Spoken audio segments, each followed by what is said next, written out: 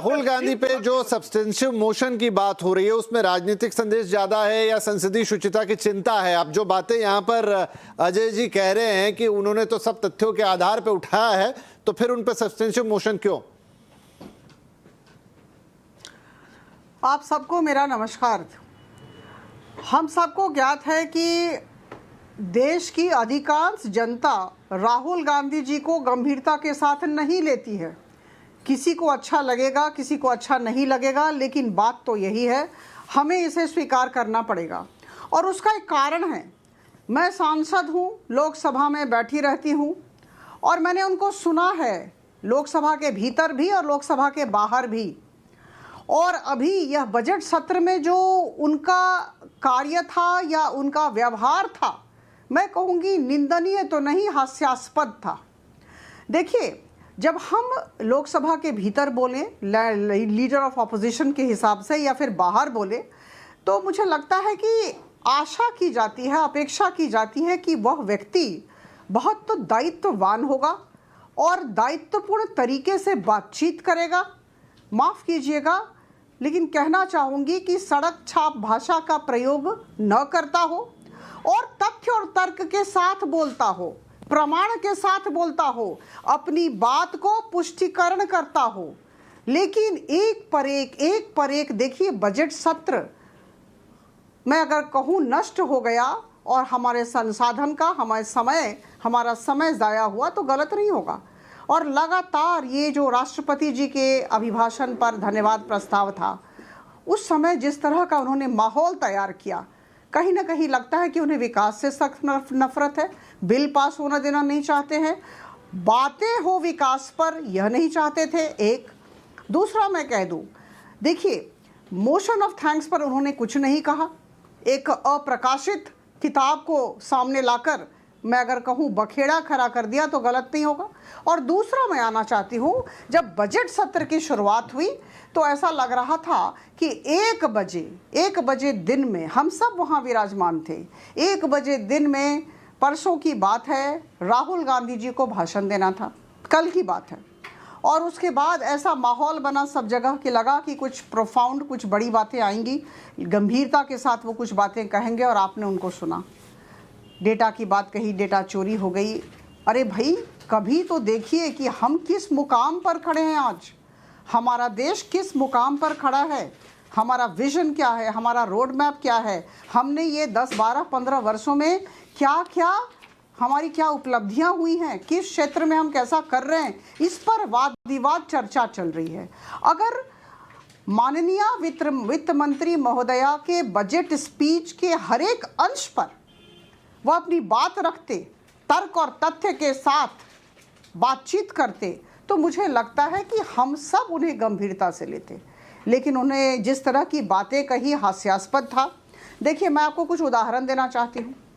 एक समय था, उन्होंने कहा LIC जी संस्था जो है वो ख़त्म हो गई है, सरकार ने ख़त्म कर दिया। SBI ख़त्म हो गई है, सरकार ने ख़त्म कर दिया। और आप जानते हैं कि अभी ये जो दोनों संस्थाएं हैं, इनको लेकर हम गर्व करते हैं।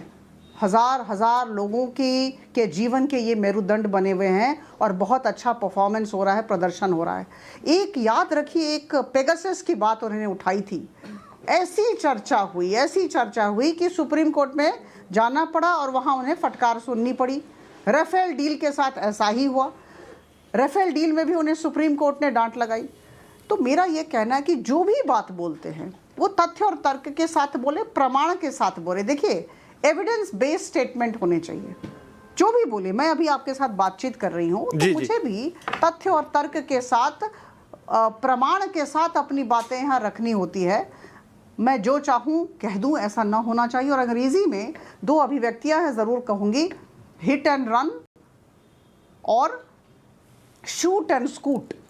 मैंने कहा और चलते बने, भाषण दिया और चलते बने, बाहर निकल गए, किसी को सुना नहीं, सुनने की हिम्मत नहीं है। और अभी देखिए, मैं आपको गारंटी के साथ कहती हूँ, अभी कुछ दिन हमारा रिसेस है, लोकसभा नहीं चल रहा है। कुछ दिन में आप सुनेंगे कल या परसों वो विदेश चले गए। उसके बाद फिर जैसे 8 मार्च ख़त्म हुआ, यहाँ आ जाएंगे, फिर कुछ हंगामा होगा, फिर तो मुझे लगता है कि इसी वजह से दुख की बात है। मुझे तो ठीक है।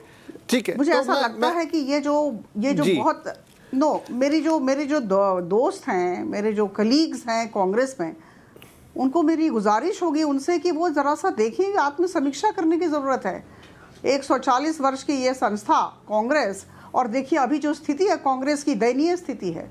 अभी सार्थकता के लिए ये सब इस तरह का कर रहे हैं। आपके पास मैं आता हूँ, आपसे और सवाल लूंगा, मैं थोड़ा और मेहमानों के पास भी जाता हूँ। संजीव कौशिक, तो जो सवाल उठा रहे हैं यहाँ पे राहुल गांधी, उसकी शैली में दिक्कत है या उनके सवालों में दिक्कत है?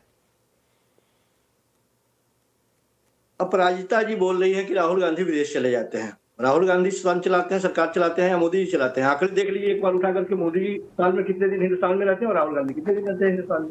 सवाल ये है कि आप जो बात कह रही हैं, ये बात बिल्कुल सही है कि सदन की कार्रवाई चलनी चाहिए। काफी महंगा सदन की कार्रवाई पे पैसा खर्च होता है। कल की एक सारे लोगों ने देखा कि किस तरह से सदन की कार्रवाई चल रही है। उसका उदाहरण मैं बताता हूँ आपको। राहुल गांधी जो आरोप लगा रहे थे, जो बात बोल रहे थे, उसी बीच में केंद्रीय संसदीय कार्य मंत्री किरण रिजिजू उठते हैं और कहते हैं कि आप जो बात बोल रहे हैं उसको आपको ऑथेंटिकेट करना होगा, उसको सिद्ध करना होगा। राहुल गांधी ने डंके की चोट पर कहा कि नहीं, मैं आता हूं इस पे और मैं सिद्ध करूंगा अपनी बात। बड़े ही चतुर कुर्सी पर बैठे हुए जगदम्बिका पाल साहब थे। उन्होंने भाप लिया कि अब होने वाला क्या है, अब कलई किसकी उतरेगी और किस तरह से अब एक एक शब्द निकलेंगे और एक एक शब्द का जवाब देना मुश्किल होगा। उन्होंने कहा कि नहीं नहीं, मैं नहीं चाहता, मैंने कुछ नहीं कहा, माननीय सदस्य, इस पर चर्चा नहीं, मैंने नहीं कुछ कहा, और उनको गुहार लगा ली। आप जो बोलने देना नहीं चाहते हैं, राहुल गांधी किस बात से भाग रहे हैं? राहुल गांधी क्या बात हो रही है कि राहुल गांधी को बोलने नहीं दिया गया और बोलने दिया गया। राहुल गांधी लगातार उसके खा हो रहे थे। राहुल गांधी क्या बोलेंगे? क्या लोकसभा अध्यक्ष तय करेगा? उन्होंने अंत में कहा, हार मान के कहा कि आप मुझे बता दीजिए कि मुझे क्या बोलना है। तो अप्रकाशित किताब से आप नहीं बोल सकते। उसके बाद प्रकाशित किताब हाथ में आ गई। यदि गलत तरीके से वो कुछ कोट कर रहे हैं तो एफआईआर दर्ज कराइए। राहुल गांधी पे ही कराइए ना, राहुल गांधी के ऊपर कार्रवाई कीजिए आप। तो लगातार आप लगातार आरोप लगा सदन चलाने की जिसकी जिम्मेदारी होती है, वो खुद दिखाई दे रहा है कि इस बार फंसा हुआ मामला है। लगातार हर मुद्दे पर विपक्ष तन के खड़ा है और वो मुद्दों की बात कर रहा है, वो सुरक्षा की बात कर रहा है, वो किसानों की बात कर रहा है, वो विद्यार्थियों की बात कर रहा है, वो शिक्षा की बात कर रहा है, स्वास्थ्य, हर मुद्दे पर वो बात करना चाहता है। लेकिन कुछ नहीं, सन्नाटा पसरा हुआ है, आप बोल नहीं सकते। सच बात यह है कि ये लोग जो कहा जा रहा है, आज हमने देखा कि एक और अमेंडमेंट बिल लाया गया। अब हिंदुस्तान के लोगों को ये बताया जाए कि 100 कर्मचारी जिस ऑफिस में काम करने वाले होंगे या छोटे से कार्यस्थल पर काम करने वाले होंगे, उससे पहले था कि 100 से नीचे रहेंगे, वो अपने मन से उसकी शक्ति कर सकते हैं। अब 300 उसका दायरा बढ़ा दिया गया। 300 जिस ऑफिस में काम करने वाले लोग होंगे या 300 कम में होंगे, वो जब चाहे उसमें से निकाल सकता है, शक्ति कर सकता है, हड़ताल नहीं कर सकता है, उसकी कोई जवाबदेही नहीं, कोई जिम्मेदारी नहीं। सरकार किसके साथ है? सरकार गरीबों के साथ है, काम करने वाले लोगों के साथ है, या उस पैसे वाले के साथ है? मजदूर सड़कों पे है। तो लगातार आप हित की बात कहते हैं, जिसके हित की बात आप कर रहे हैं, जिसके हित में कुछ लाते हैं वो सड़क पे निकल जाता है। आप विद्यार्थियों के हित की बात करते हैं, विद्यार्थी सड़क पे होता है। आप किसानों के हित की बात करते हैं, किसान सड़क पे निकल जाता है। मजदूरों के हित की बात करते हैं, मजदूर सड़क पे निकल जाता है। और आप कहते हैं कि देश सुरक्षित हाथों में है। एक बार पुनः विचार कीजिए कि सचमुच में देश यदि सुरक्षित हाथों में होता तो हमारे कुछ बोलने से पहले, हमारे प्रधानमंत्री के कुछ बोलने से पहले ट्रंप की इतनी हिम्मत नहीं होती कि वो लगातार बोलता। और ऐसी भाषा, कैरियर समाप्त करने खत्म करने की बात।